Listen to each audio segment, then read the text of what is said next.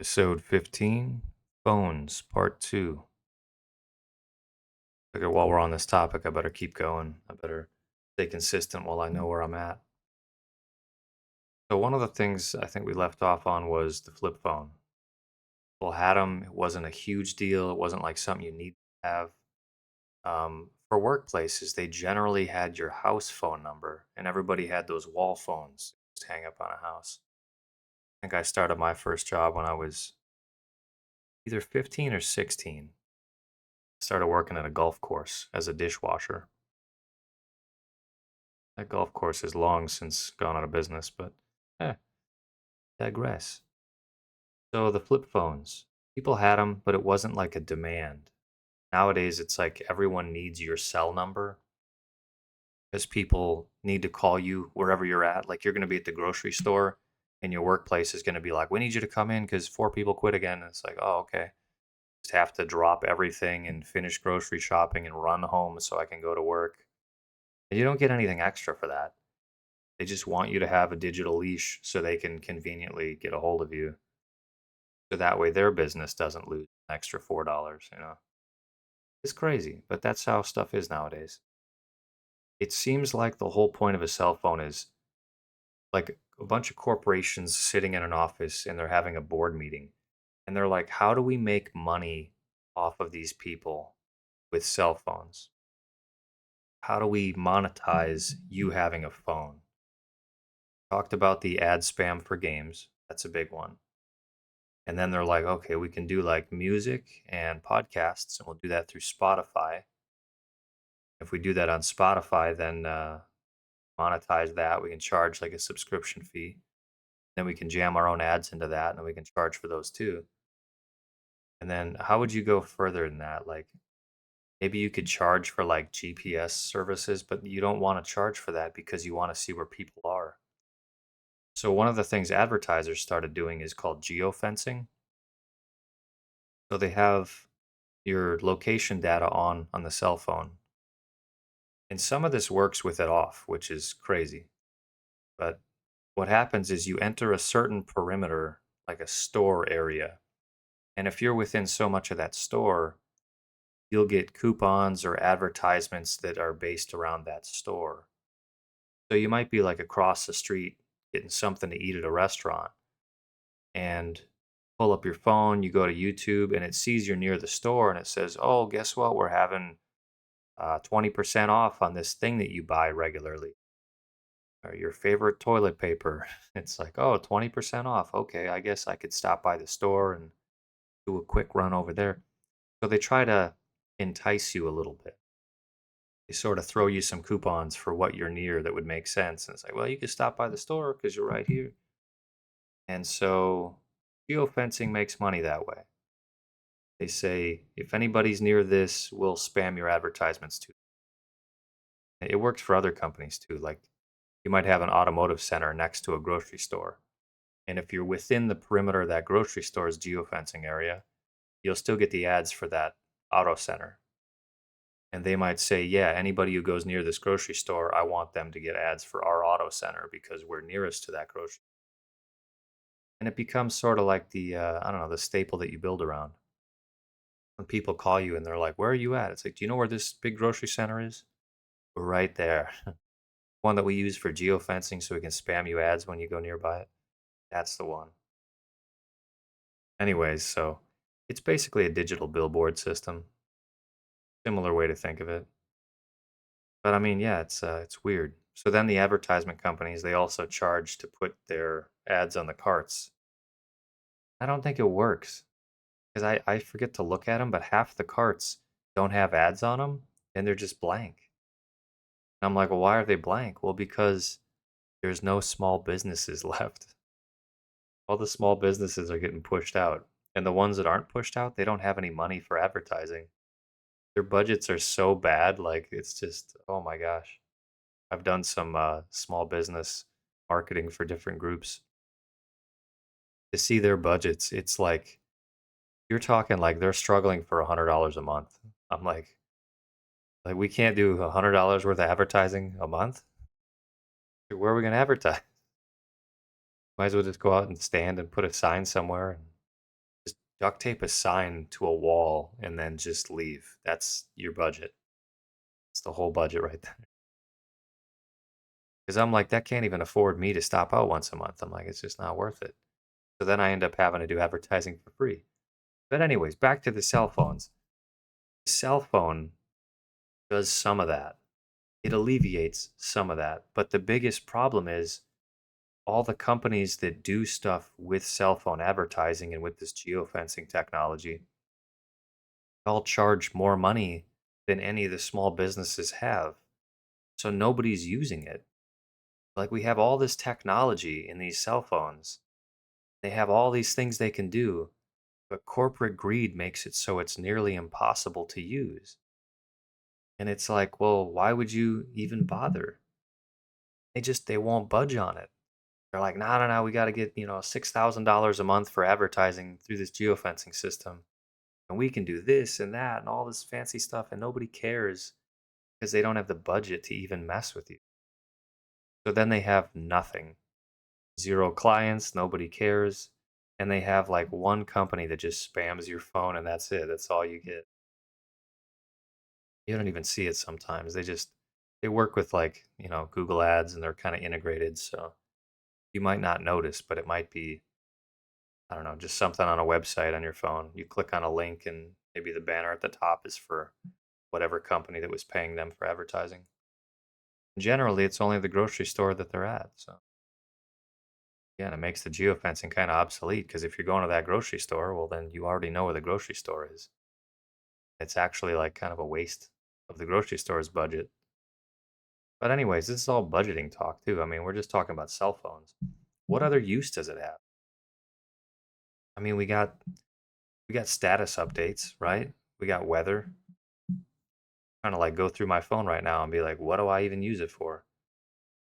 We have, oh my gosh. So we have apps. We have apps for workplaces. And I mean, some of the workplaces, my last one had one, two, three, four, five, six, seven apps that I needed to have on my phone, 100%. And then actually 8 apps because I needed a PDF reader. And then if you want to sign a PDF, you might need another app. It's like, oh my gosh, everything for app. If you do like some of the delivery stuff, you need apps. So those are big. If you were like an Uber driver, you'd have to have an app for it. That's all done on cell phones. And I guess I can see that. Like that's worth tracking. If you're doing digital stuff with deliveries, yeah, cell phones are probably good. And then you get your map on there too. That's another one. We used to have GPSs that you'd plug into a car. You'd have to plug it into the cigarette outlet to power it, and it'd be like a little GPS thing. And I'm guessing they're all powered by like Google Maps now. I don't know. But everyone has Google Maps on their phones, so they don't really use the old school GPSs anymore. They just put their phone on, that's got the GPS on it. Those GPS devices, they were like 60 bucks, 70 bucks. I mean, people had like $200 GPS devices.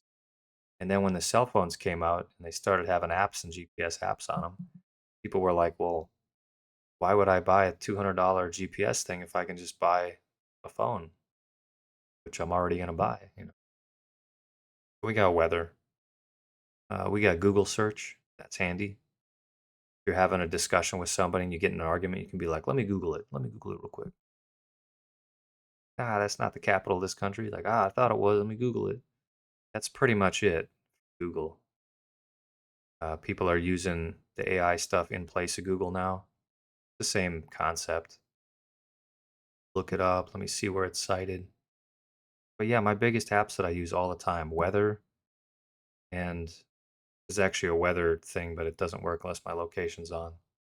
I never keep that stuff on. I turn it off all the time unless I'm checking the weather actively.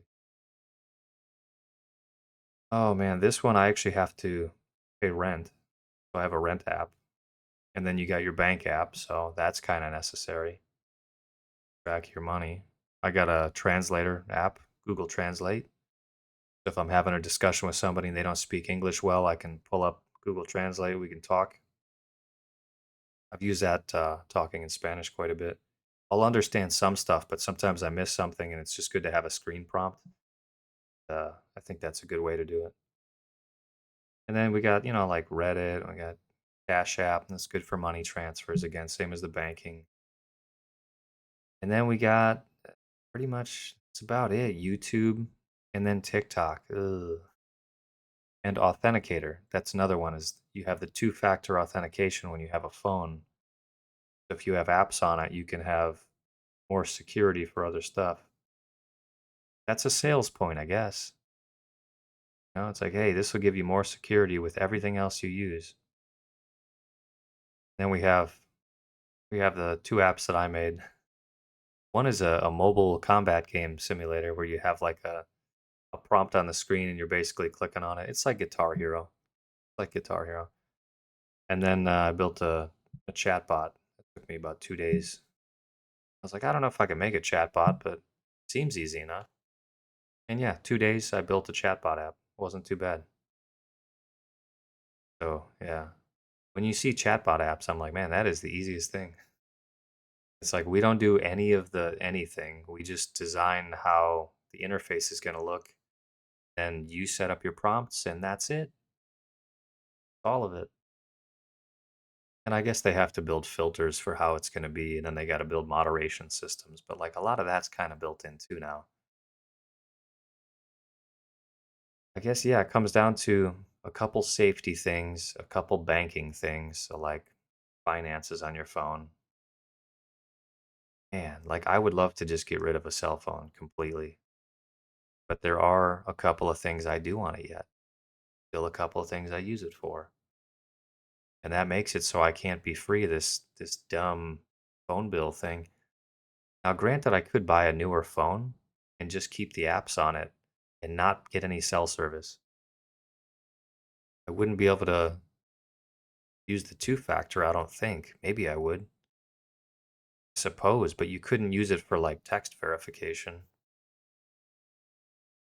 I think I might try to get rid of my phone at some point just to see if I can do it. Like, can I still pay all my bills and do everything and keep up on it? Because if you ever need to use a phone for 911, pardon me, it goes through. Any cell phone at any time, 911 goes through, as long as it has battery. My grandparents, they were like, no, no, no, no, it does not. I was like, yeah, every cell phone, every phone goes through. Because my grandmother wanted one. She's like, well, what in case of emergency? I said, just carry any cell phone on you, any flip phone, anything. She was like, I don't believe it. So I dialed it up, 911. Said, hey, this is just a demonstration. I wanted to show my grandparents that use a phone for emergencies, even if it doesn't have cell service. They were like, we got to send somebody out. Okay, do what you got to do, man. They were like mad about it. And then they get there, they didn't even check. They just like, oh, okay, wave, done. All right.